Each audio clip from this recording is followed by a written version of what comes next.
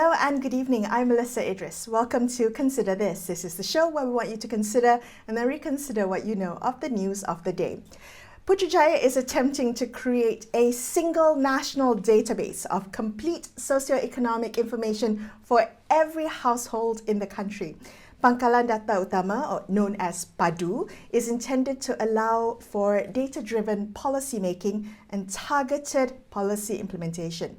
So how do we balance the promises of PADU against its potential pitfalls? Dr. Rachel Gong joins us now. She's Deputy Director of Research at Khazanah Research Institute. Her research focuses on digital policy with an emphasis on digital inclusion and digital governance. Rachel, thank you for being here with me on the show. I know it's still quite early days for PADU. It was launched on the 2nd of January this year, but I want to get a better sense of what it could be like once this database is fully robust and its potential maximized. Paint us a picture of what that could look like. What is the potential, the promise of a consolidated and centralized database? Well, first of all, Melissa, thank you for having me on the show. Maybe let me start with trying to tease out really what PADU is trying to do against how it seems like it's being implemented at the moment. So it's a great idea, I think, to have this centralized or to have this unified database that can do, as you said, better policy design, better evidence-based policy making and that sort of thing. The question is how such a system would be implemented. So what happens now is various different bits of personal data and demographic data are being collected by different government agencies, and they're being stored with their respective government agencies. And the way to really do holistic policy planning would be if we could draw on all the various components of data, analyze them together, and then see, okay, look, this is where we're missing out, this is where we need to focus, all that sort of thing. Unfortunately, the way things are set up at the moment is because all the government agencies collect their data separately and store them separately, there's not a lot of integration. And that's what PADU is trying to resolve. It's trying to say, great, let's put everything together, or at least let's have one place where we can access all of these things together. The challenge, I think, is that PADU puts the onus, as far as we can tell, puts the onus for reporting onto the rakyat. So you go in and register for an account with PADU. You fill in all the data at the point of entry. This data that you fill in gets checked against existing data from the government agencies. And you have this snapshot now of where things stand for us to do policy making right now. But 3 months from now, it's still your responsibility to go in and update, oh, I've moved, my income has changed, my job has changed, my car broke down, all those sorts of things. And putting the onus on the rakyat to collect all this kind of data makes it difficult for us to have an updated database the way PADU would like to have. It might be easier, in fact, to use the government's own agency data for this purpose. Right. Rachel, if I can just jump in here. Okay, so are there alternative methods that can be explored instead of putting the onus on the rakyat? Because in terms of pulling that data from the multiple databases that already exist within government, are there still gaps? I mean, is there an incentive for people to want to ensure that their information on this database is accurate and updated? Right. So two questions there, and let me try and tackle the incentive part first, which right now the way PADU is trying to incentivize people to sign up is saying, look, you want to make sure that you get all the subsidies and the benefits that you're entitled to. So go in here, fill out these details so that we can check. And if you're eligible, then you'll not only get what you've already been getting, but you might get new subsidies that the government is going to be introducing. You might be a beneficiary of these targeted subsidies. I think that's not the best way to incentivize people, because like we were talking about earlier, you do want it for a holistic purpose. You do want to be able to see the entire population. And so really you want people to go in there and say, look, let's give you a snapshot of what society looks like. And then you can really see where we need to target things and how to best address that. So having the focus on targeted subsidies may not be the best incentive to go about this way. The second question you had asked was, is there another way to do this? And I can only speak from what I know in the public sector and all that, so I'm not privy to a lot of the details. But my understanding is that MAMPU, so that's the Malaysian Administrative Modernization and Management Planning Unit, MAMPU has actually been developing a similar system called the MyGDX, which is the Malaysian Government Central Data Exchange. And it's meant to act in a way that it actually consolidates, sorry, let me not use that word because it's a technical word that means different things, but it actually pulls data from all these different government agencies. So there is something in place. It is taking a while to develop, and I don't know how far along they are in that process. They introduced it in 2018. I think there was an update in 2022 or 2020 or 2022. So there is an option there that does rely on administrative data rather than asking rakyat to come in and do it themselves. But that is a much slower process. So it is more efficient to quickly get the rakyat in. Right. And how would government verify this? So if the onus is on the rakyat to self-report, are there ways for PADU to verify the accuracy of this self-declared information? There could be very well people who underreport their income, right, to ensure that they do get access to targeted subsidies. How do we ensure that the information on this database is accurate? That's a great question. And I think so. The issue is exactly that. Where records already exist, they can be verified against government agency data. So for example, you're coming in with an income of, let's say, 2,000 ringgit, and you've been filing taxes, so LHDN can verify that. But if you're in the, let's say, gray economy, where you sort of, you'd like to be eligible for this, by everything else, by every other measure, you are eligible, and you do put in, my income is 2,000 ringgit, but there's no way to verify that. Does the system take you at face value, or do they now sort of require additional information? So now they may say, well, for you, we need now a bank account or a bank statement or something like that, which may not be required for other people who already have LHDN data. So it's not clear to me how exactly it will work for people whose data isn't already in the system. And that's one of the challenges of putting it on the rakyat to fill up these forms first. Yeah. I can see a potential problem here where those people may be already marginalized, may have challenges with digital access, digital literacy, time constraints for certain demographics. How do we ensure that that's a gap, that's not a crack in the system where people fall through? I think I would hope the ideal way is to acknowledge that this is a stopgap measure until that administrative back end can fill in. So, you have people coming in right now to fill up their data so that we can move with the targeted subsidies and the plans that the government wants to launch. But in the long term, we do have to build that back end federated system where it can be relying on government agency databases. And that's really, I think, the long-term goal. Right. This is so contingent on getting public buy-in. And I want to get a sense from you, where do you think we're at with public awareness and buy-in of this? There's been talk about trust issues, privacy concerns, concerns surrounding government cyber protections. But on the other hand, we've had the Minister of Economy, Rafizi Ramli, talking about PADU since mid last year. He's been trying to soften the ground for this. Has that actually built public confidence, and how do we ensure that we get the buy-in of the public so that we register? Right. I mean, that's such a good question because it really gets at the heart of this broader digital inclusion and improving digital literacy. Because on the one hand, you're right, the minister has done a lot of work to try and prepare people for this. He's talked about why this is so important. And I think he's right on that. He's addressed the concerns that came up, when the system launched and there were some concerns. He addressed those very, very quickly.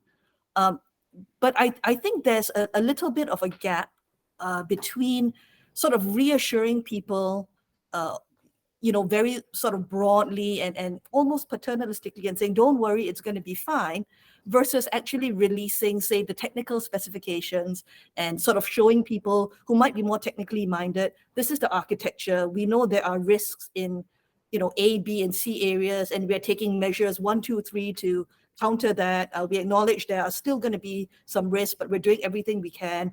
We've taken examples from place A, B, C also to do this, and so on and so forth. And having some of that available to the public will lead technical people to then say, oh, right, that makes sense. I can get behind that. So one way is definitely releasing more of the technical specs. What we saw when PADU first came out is that a lot of people on social media were all speculating, maybe this is how it works, maybe that's how it works, but we couldn't really be sure. And one way the government can build trust is straight away to say, look, we're going to give you the technical details. This is how it's going to work, publicly available. Number two, I think there does need to be a lot more public communication of that too. So it's not just here, refer to the website, but let's have more local community events explaining this. And a lot of this education is really too about helping people understand why this data is useful, not just for the targeted subsidies, but policies more generally. What it would mean if we weren't going for individuals, but if we were just trying to get an aggregated sort of sense for where there may be gaps in certain policies and programs that are already in place. And then, of course, I think the third thing is if leaders would set an example and say, we've signed up for PADU, we're updating, our own data. That sort of thing sort of leads people to go, right, if they're doing it, then I guess it's all right for us to do that too. Right. Okay. So there's so much promise in PADU for, evidence-based policy making. How do we make sure that we get PADU right? What would you like to see just going forward to make sure that we get this system right? I think number one for me is really having a very concrete framework for data governance. Yes, people are concerned about cybersecurity. They're concerned about breaches and things like that. They're concerned about just personal data privacy and what it means for somebody to see something that maybe they should or shouldn't. Do you release health data into this or not? That sort of thing. But I think there's a broader data governance framework around, okay, what exactly is this for? Can we draw the lines concretely around what is acceptable use, what is ethical use, responsible use of this data in the public interest, and then what are the sanctions for somebody who might access the data in an inappropriate way, and then who takes accountability? What happens when that sort of thing does happen? What are the steps taken to reassure people? Okay, you can't put the genie back in the bottle, but what can we do now to prevent inappropriate use? So definitely a data governance framework is the first thing.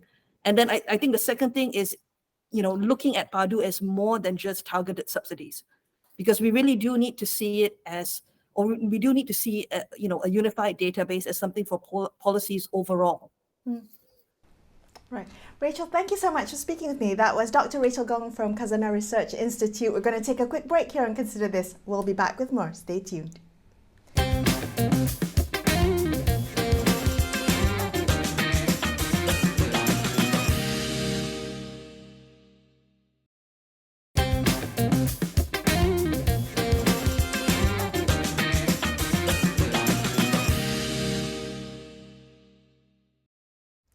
Hi, welcome back to Consider This. I'm Melissa Idris. Let's continue our discussion about PADU, which is Malaysia's centralized or central database hub, intended to allow for data-driven policy making and targeted policy implementation.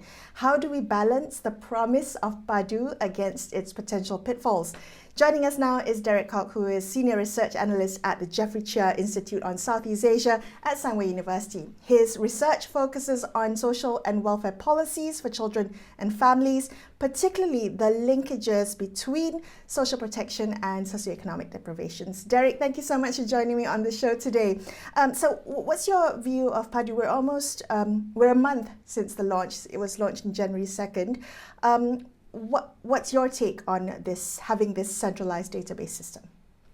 I think PADU represents actually a milestone when it comes to social protection policies in our country, because currently the social protection framework in Malaysia is rather fragmented. I would describe it as a social safety net, but like most nets, or all nets in fact, there are many holes in this net. And PADU represents an opportunity, or rather an intent or desire from the government to really try to, tighten up this social protection system that we have. And to me, I see the desire of the government, which is to make sure that aid reaches those who need it, and to also ensure that aid doesn't go to those who are undeserving. So on that note, it's actually something laudable because the government is really trying to put in effort to rectify something that has actually been the gaps in our social protection framework has actually been laid bare thanks to the pandemic and the lockdown, and I think that's a positive step. However, I think there are two things that are problematic with the introduction of PADU, and I think the first thing is how it's being executed. Yeah, and the second part is basically the very premise of PADU. I think firstly what it does is that it, according to the government's official announcements, in the field we call a single registry, which basically acts as a warehouse or a pathway or nexus of information of all the social assistance that every individual in the country would receive. So of course this is dependent on basically how it's successful or not really depends on how many people register. And when done correctly, the government and policymakers would really have a really good view of all the welfare needs and programs that are being extended towards citizens, and be able to monitor it, evaluate it, and also launch assistance programs rapidly, as we see, that was needed in COVID-19, but unfortunately didn't happen because of how fragmented and problematic our current social protection framework is. Much of that, however, depends on the ability of this unified single registry, such as PADU, for instance, to basically integrate all the existing databases that the government has. Currently, I think we have about 7 to 8 databases, but these databases don't really speak to each other for a number of reasons. Some of them are legislative reasons. And what PADU tries to do is to sidestep some of these legislative or regulatory issues and put the onus on citizens to essentially self-register and to self-input that database. Now, there's a few problems with this approach, and I think we need to look at it from a perspective of incentives and disincentives, right? So when you make it reliant on self-reporting, what happens is that there is a very big incentive for people to misrepresent their financial situation in order to receive the subsidies or aid that is available from the government, right? So that's one thing, but that's incentives. When we talk about disincentives, right? If you have tried logging into the PADU website, you can see that actually it is not an easy portal or website to navigate. There are a lot of forms, a lot of blank spaces which require information, which, to be honest, if you ask me right now to produce in 5 minutes, even I may have difficulty to do that. What more people who may struggle from issues of digital literacy, access to digital technology. Let's say you really need either a laptop to really go through the PADU portal, because going through on your phone, it's problematic. But what is the effect of that? What you're doing then is basically creating a digital divide among those who have access to these kind of digital tools or literacy. And the problem here, or rather the danger here, is that we are in danger of excluding those who need the aid, who are the poor. Let's say they don't have access to technology. Let's say they are not tech literate. And then we make them go through all these hoops, all these barriers to essentially self-report in order to receive the aid that they need and deserve to get. So we're creating what we call barriers, right?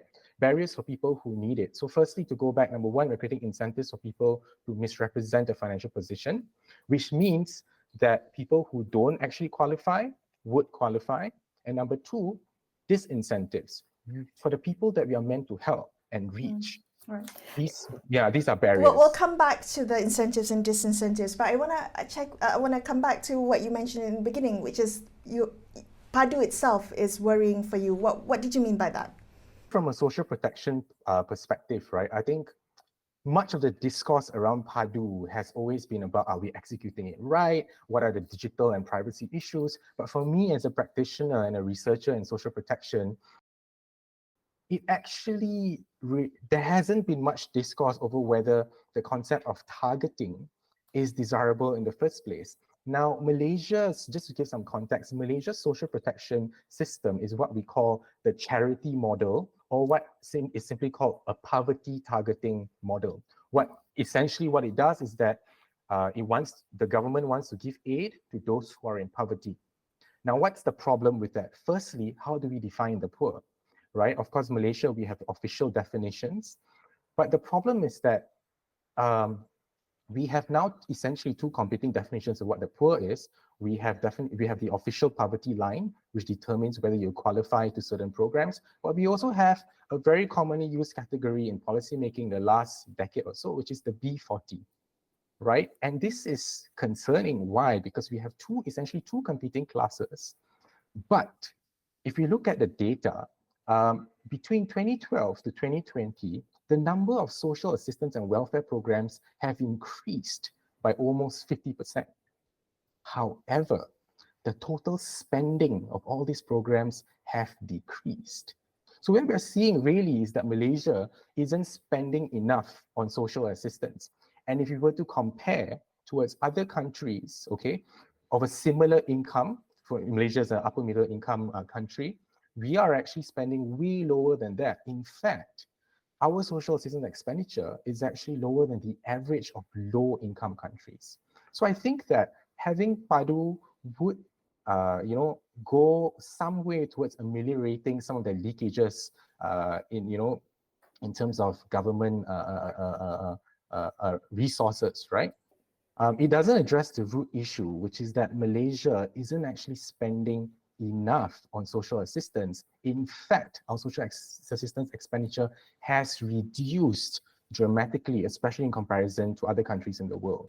Right. Okay. So if we were to look at PADU, which has been stated to not just do this kind of targeted policy implementation, but also to create good policies, evidence-based, data-driven policies in the first place, what would you like to see coming from a social protection perspective? How would you like to see PADU used and used to its fullest potential, Derek? Yeah, so I think to answer that question, we need to go into the second point as to why I feel that the premise of PADU is itself flawed, and that's because it assumes that targeting is a perfect science, right? It assumes that we can accurately find who the poor are and then give the assistance to them. But what we found is that in a review of the world's of databases, single database of databases like PADU, which exist in other countries, we're actually seeing that there's a lot of exclusion errors. And what are exclusion errors? Exclusion errors are simply the poor and the needy who are deserving do not get access to that. They are excluded, right? So there is an assumption by many governments that targeting is very easy to do, right? It is a perfect science. All you need to do is just accurately find them. But that's actually, it's a myth. And there are many reasons for that, many technical reasons, but the main reason is that incomes are not fixed. Yeah, incomes are highly volatile, especially among the poorest segments of society. So there's a lot of movement, okay, especially within the poorest segments of society, towards financial vulnerability. And that's especially so for Malaysia, especially after the lockdown, because we talk a lot about the B40 categorization, but in reality, up to 70% of households in Malaysia are financially vulnerable, because studies have shown that once we deduct consumption and spending and household expenditure, many households are simply unable to save. Yeah, some households find themselves with less than 100 ringgit in savings at the end of the month, which means that households are highly vulnerable to any single economic shock, such as illness, disability, an accident, or touch wood, another pandemic, which means that most of Malaysia is actually highly vulnerable. How does this relate to PADU? Because PADU's premise is that there's a lot of leakages to people who do not deserve aid. But the reality is that much of Malaysia, up to 70%, actually live very financially precarious lives. So just to give you an illustration of most targeting databases that PADU is modeled after in the world, the exclusion rate for most of these databases stand around 50%. Now that's very worrying, which means that close to half the population are excluded, which means that a lot of the poor, a lot of the needy who deserve aid will simply not get the aid because of these databases. And that defeats the very purpose of PADU itself, which is to reach those who need it.